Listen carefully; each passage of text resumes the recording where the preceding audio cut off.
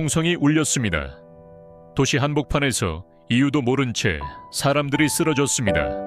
신문은 진실을 감췄고 방송은 폭도라는 단어를 반복했습니다. 그러나 광주의 거리에서 목격된 장면은 달랐습니다. 쓰러진 학생을 업고 달리던 장사꾼, 피를 막을 거즈를 사러 약국으로 달려간 이웃, 자신의 집을 병원으로 내어주던 시민들, 그들의 증언은 지금도 생생합니다. 1979년 10월 박정희 대통령이 암살되면서 한국 사회는 큰 변화를 맞이했습니다. 장기간의 독재가 끝나고 민주주의가 열릴 것이라는 기대가 커졌습니다. 그러나 그 틈을 파고든 것은 새로운 군사 권력이었습니다. 당시 보안사령관 전두환과 신군부 세력은 12.12 군사 반란으로 군 지휘권을 장악했습니다. 이들은 정권을 내놓지 않았습니다. 오히려 계엄을 확대하고 정치 활동을 금지하며 국민의 자유를 억눌렀습니다. 1980년 봄 대학가를 중심으로 민주화를 요구하는 시위가 전국적으로 확산됐습니다. 학생들은 계엄 해제와 언론 자유, 민주선거를 외쳤습니다. 시민들의 호응도 이어졌습니다. 그러나 신군부는 이를 반정부 폭동으로 규정하고 강경 진압을 선택했습니다. 그 중에서도 광주는 특별한 표적이 되었습니다. 영남 중심의 권력 기반과 달리 광주는 오랜 차별과 소외 속에서 정치적 저항 의식이 강했습니다.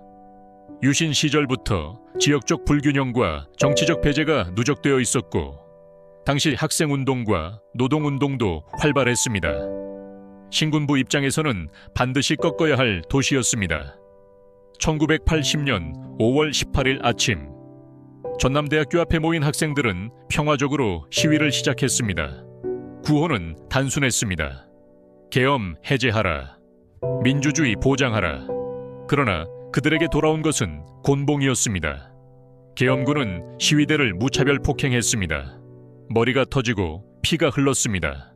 학생들이 쓰러지자 시민들이 달려왔습니다. 누군가는 업고 달렸고 누군가는 피를 먹게 할 약을 사왔습니다. 그러나 진압은 점점 더 잔혹해졌습니다. 군화발은 이유 없이 사람들을 밟았고 심지어 지나가던 중학생까지 맞아 쓰러졌습니다. 분노는 빠르게 번졌습니다. 며칠 동안 광주는 철저히 고립되었습니다. 언론은 계엄군의 입장만 보도했고 서울 등 외부 지역에는 광주에 폭도가 날뛰고 있다는 거짓 소문이 퍼졌습니다. 그러나 실제로 광주에서 벌어진 일은 달랐습니다. 시민들은 스스로를 지켰습니다. 음식이 부족하면 나누어 먹었고 피 흘리는 이들을 위해 집을 임시 진료소로 내어주었습니다. 무기를 들고 조직된 시민군은 단순한 폭도가 아니었습니다. 검문소를 세워 약탈을 막고 범죄를 단속하며 도시의 질서를 유지했습니다. 총을 든 사람과 총을 들지 않은 사람 모두가 공동체를 지탱했습니다. 광주는 혼란이 아니라 자치였습니다. 도청 앞은 저항의 상징이었습니다. 학생, 노동자, 상인, 주부까지 다양한 시민들이 모였습니다. 그들은 분명히 말했습니다. 우리는 폭도가 아니다. 우리는 광주의 시민이다. 하지만 계엄군은 멈추지 않았습니다. 5월 21일 집단 발포가 일어났습니다. 도심 곳곳에서 총성이 울렸고 거리에는 피가 흘렀습니다. 목격자들의 증언은 참혹합니다. 도망치던 아이의 등에 총알이 박혔다. 아들을 끌어안은 채 쓰러진 어머니가 눈앞에 있었다. 그날 하루에만 수십 명이 목숨을 잃었습니다. 그럼에도 시민군은 도청을 지켰습니다. 지금도 전일 빌딩의 벽에는 헬기 사격의 총알 자국이 남아 있습니다. 증언과 물적 증거는 당시의 진실을 붙잡고 있습니다.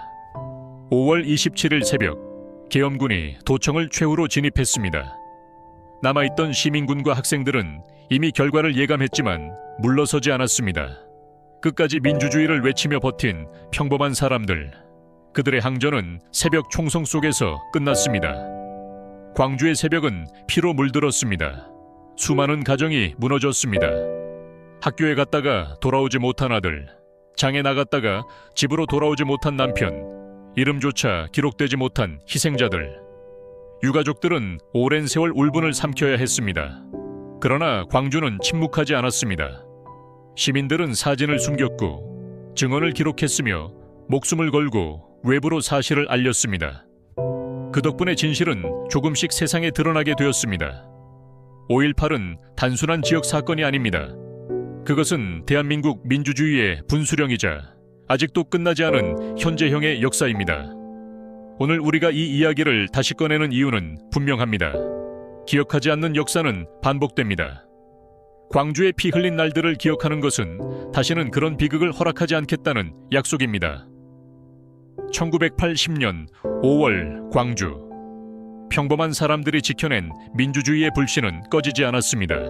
그리고 지금도 묻고 있습니다. 당신은 이 기억을 잊지 않고 있습니까?